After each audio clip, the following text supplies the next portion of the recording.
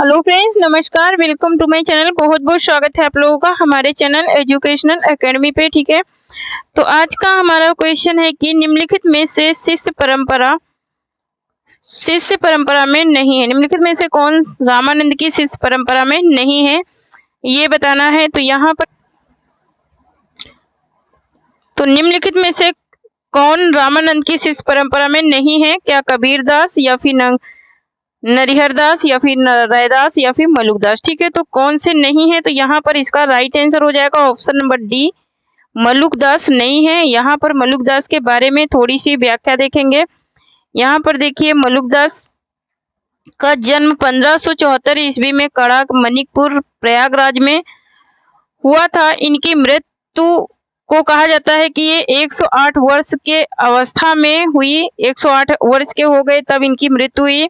मलुकदास के शिष्य मथुरादास थे। इन्होंने मलुक परिचय नामक ग्रंथ लिखा। इनकी प्रमुख पंक्तियां हैं, अजगर करे न चाकरी, पंछी करे न काम, दास मलुका कह गए सबके दाता राम। ये इनकी प्रसिद्ध पंक्तियां हैं। किसकी? मलुकदास की। यहाँ पर इनको आलसियों का महामंत्र भी कहा जाता है। मलुकदास के निम्न ग्रंथ हैं ज्ञानबोध, रतन खान और रामा अवतार लीला। तो ये तो थी इनकी कुछ जानकारी। ठीक है, किसकी? मलुकदास के बारे में। नेक्स्ट क्वेश्चन देखेंगे। नेक्स्ट क्वेश्चन है कि ये दानी क्या कह रहा है कि ये दानी परोपकारी ऐसे थे कि अपने समय के कण माने जाते थे। इनकी दानशीलता हृदय की सच्ची प्रेरणा के रूप में थी। कीर्ति की कामना में उसका कोई संपर्क न था। यह कथन किसके संदर्भ में कहा है? क्या रामचंद्र शुक्ल ने रविदास के संदर्भ में, मतलब कि रैदास के संदर्भ में, या फिर रामचंद्र शुक्ल ने रहीमदास के संदर्भ में, या फिर बच्चन सिंह ने रहीमदास के संदर्भ में, या फिर हजारी प्रसाद द्विवेदी ने रविदास के संदर्भ में? तो ये कथन कहने वाले कौन है? रामचंद्र शुक्ल हैं। इन्होंने रहीमदास के बारे में कहा है। यहाँ पर इसकी थोड़ी सी व्याख्या देख लेते हैं। यहाँ पर देखिए, प्रस्तुत कथन आचार्य रामचंद्र शुक्ल ने रहीमदास के बारे में कहा है। रहीमदास अकबर बादशाह के अभिभावक प्रसिद्ध मुगल सरदार बैरक खां खानखाना के पुत्र थे। क्या थे? बैरक खां खानखाना के पुत्र थे। ठीक है, नेक्स्ट क्वेश्चन देखेंगे। नेक्स्ट है कि निम्न में से कौन सा कथन असंगत है? कौन सा कथन है जो असंगत है? कृष्णगढ़ के प्रसिद्ध नरेश महाराज के प्रसिद्ध भक्त कवि नगरीदास थे, ये यहाँ सही है। नौगढ़गढ़ के राजा संत पीपा ने रामादास से शिक्षा ली थी, हाँ ये भी बात सही है। जम्भन्नाथ ने अपने आदर्श प्रचार को ब्रह्मा संप्रदाय की स्थापना की, नहीं ये बात सही नहीं है। ठीक है, ये बात सही नहीं है। ठीक है, यही बात सही नहीं है, बाकी की क्या है? सब बातें सही हैं। यहाँ पर मध्वाचार्य ने किया था। किसने किया था? तो मध्वाचार्य ने यहाँ पर किया था, इन्होंने नहीं किया था। नेक्स्ट यहाँ पर इनकी व्याख्या देख लेते हैं थोड़ी सी। ठीक है, थोड़ी सी इनकी व्याख्या देख लेते हैं। तो यहाँ पर जम्भन्नाथ एक संत कवि थे। इनका जन्म नागौर में 1451 ईस्वी में हुआ। उनके गुरु का नाम क्या था? बाबा गोरखनाथ था। जम्भन्नाथ बिश्नोई संप्रदाय, नाथ संप्रदाय से प्रभावित था। इनका जो बिश्नोई संप्रदाय था वो नाथ संप्रदाय से प्रभावित था। इनकी प्रमुख रचनाएं हैं हौजी पौजी, लोहा पागल, दत्तनाथ और मालदेव। ये इनकी क्या थी? प्रमुख रचनाएं हैं। नेक्स्ट क्वेश्चन देखेंगे। नेक्स्ट क्वेश्चन है कि भंवर गीत में भंवर का प्रतीक कौन है? भंवर गीत में भंवर का प्रतीक कौन है? क्या उधो है, या फिर श्री दामा है, या फिर भंवरे का प्रतीक है, या फिर गोपियां हैं? ठीक है, तो यहाँ पर जो इसका राइट आंसर हो जाएगा वो हो जाएगा ऑप्शन नंबर ए हो जाएगा, उधो है भंवर का प्रतीक। ठीक है, यहाँ पर इसके व्याख्यात्मक तत्व देख लेते हैं। तो व्याख्यात्मक तत्व है कि सूरदास अपनी रचना सूरसागर में भंवर गीत का वर्णन करते हैं। भंवर गीत सूरसागर का सबसे मम्र स्पर्शी अंश है। भंवर गीत सूरदास ने खुले शब्दों में निराकार निगुण ब्रह्मा का खंडन तथा सगुण साकार ब्रह्मा का मंडन किया है। महाप्रभु वल्लभाचार की काव्यात्मक अभिव्यक्ति इस ग्रंथ में हुई है। नेक्स्ट पॉइंट यहाँ पर नेक्स्ट क्वेश्चन है हमारा कि निम्नलिखित में से कौन अवधी भाषा के कवि नहीं है। तो अवधी भाषा के कवि कौन नहीं है? जयसी, कुतुबन, उस्मान या फिर नंदराज। ठीक है, तो यहाँ पर अवधी भाषा के कवि कौन नहीं है ये पूछ रहा है, तो ऑप्शन नंबर डी राइट हो जाएगा। नंददास जो है ये अवधी भाषा के कवि नहीं है। ऑप्शन नंबर डी राइट हो जाएगा। नंददास अवधी भाषा कवि नहीं है। नेक्स्ट क्वेश्चन देखेंगे। नेक्स्ट है कि निम्नलिखित में से किसने राम भक्ति मार्ग में श्रृंगारी भावना का प्रवर्तन करके पति पत्नी भाव की उपासना की। निम्नलिखित में से किसने श्रृंगारी भावना का प्रवर्तन करके पति पत्नी भाव की उपासना की? रामचरण दास ने, जीवाराम ने, कृपादास ने या फिर अग्रदास ने। ठीक है, तो यहाँ पर किसने किया था? तो रामचरण दास ने किया था। ठीक है, नेक्स्ट यहाँ पर इनके बारे में कुछ पॉइंट देख लेते हैं, व्याख्या देख लेते हैं। ठीक है, तो राम भक्ति धारा की श्रृंगारी भावना का प्रवर्तक रामचरण दास थे। रामचरण दास रामचरितमानस के प्रसिद्ध टीकाकार हैं। ठीक है, इन्होंने पति पत्नी की भाव के उपासना के और ध्यान रखते हुए अपने शाखा का नाम सुख सुखी शाखा रखा। इनकी रचनाएं हैं महारामायण, हनुमान संहिता और अमर रामायण, ये इनकी प्रमुख रचनाएं हैं। नेक्स्ट क्वेश्चन देखेंगे। नेक्स्ट क्वेश्चन है कि हम अपने ऐसे धार्मिक आंदोलन के सामने पाते हैं हम अपने को ऐसे धार्मिक आंदोलन के सामने पाते हैं उन सभी आंदोलन से कहीं ज्यादा विशाल है जिन्हें भारतवर्ष ने कभी देखा है। प्रस्तुत उक्ति किसकी है? ठीक है, हजारी प्रसाद द्विवेदी की, रामचंद्र शुक्ल की या फिर मिश्र बंधु की या फिर गियर्सन की। ठीक है, तो यहाँ पर इसका राइट आंसर हो जाएगा ऑप्शन नंबर डी। क्या हो जाएगा? ऑप्शन नंबर डी हो जाएगा, ये गियर्सन ने कहा है।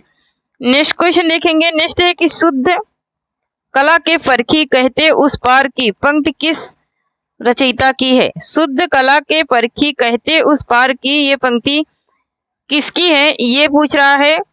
क्या रामधारी सिंह दिनकर की है या नागार्जुन की या फिर रामविलास शर्मा की या फिर मुक्ति बोध की? ठीक है, तो शुद्ध कला के परखी कहते उस पार की ये रामविलास शर्मा की पंक्तियां हैं। किसकी हैं? रामविलास शर्मा की पंक्तियां हैं। नेक्स्ट क्वेश्चन देखेंगे। नेक्स्ट है कि ग्लोबल गांव के देवता उपन्यास में सर्वोच्च देवलोक किसे कहा गया है? ठीक है, ग्लोबल गांव का देवता जो उपन्यास है उसमें सर्वोच्च देवलोक किसे कहा गया है?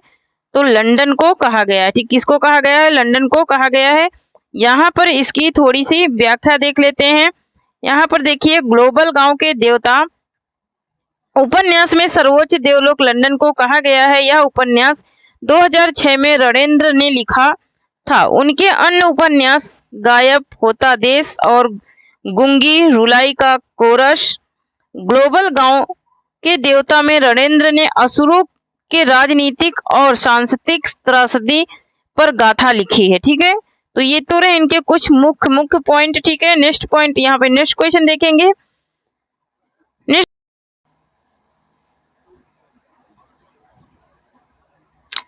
नेक्स्ट क्वेश्चन है कि वह उस शाखा का वन विहंग उड़ गया मुक्त नभ निस्तरंग पंक्ति किस छायावादी कवि की है? जयशंकर प्रसाद की, सुमित्रानंद पंत की, महादेवी वर्मा की या फिर सूर्यकांत त्रिपाठी निराला की? ठीक है, तो यहाँ पर इसका राइट आंसर क्या हो जाएगा?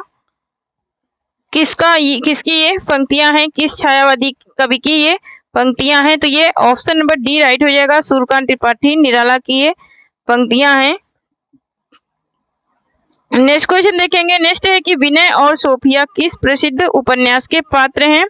विनय और सोफिया किस प्रसिद्ध उपन्यास के पात्र हैं? सेवा सदन के, रंगभूमि के, कर्मभूमि के या फिर कायाकल्प के? ठीक है, तो ये किसके हैं? तो यहाँ पर इसका राइट आंसर हो जाएगा ऑप्शन नंबर बी, रंगभूमि के ये क्या हैं? प्रमुख पात्र हैं विनय और सोफिया। यहाँ पर इसके बारे में थोड़ा सा देख लेते हैं, व्याख्या तत्व देख लेते हैं यहाँ पर इनके। ठीक है, तो यहाँ पर देखिए, एक सेकंड थोड़ा कलर चेंज कर लेते हैं ना।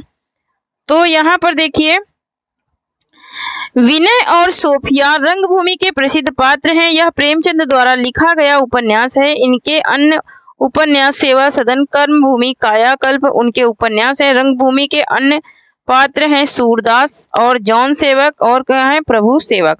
तो ये तो कुछ रहे इनके अन्य पात्र। ठीक है, नेक्स्ट क्वेश्चन देखेंगे।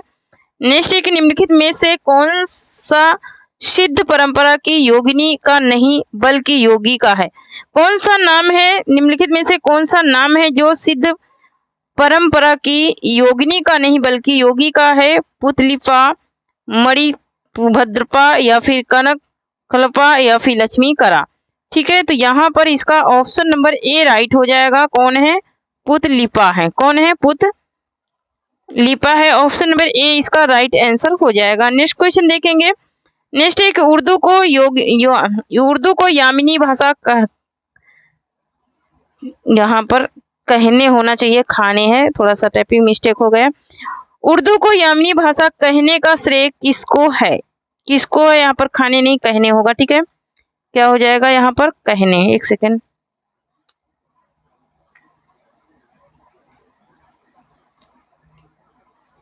यहाँ पर कहने होगा। ठीक है, क्या होगा,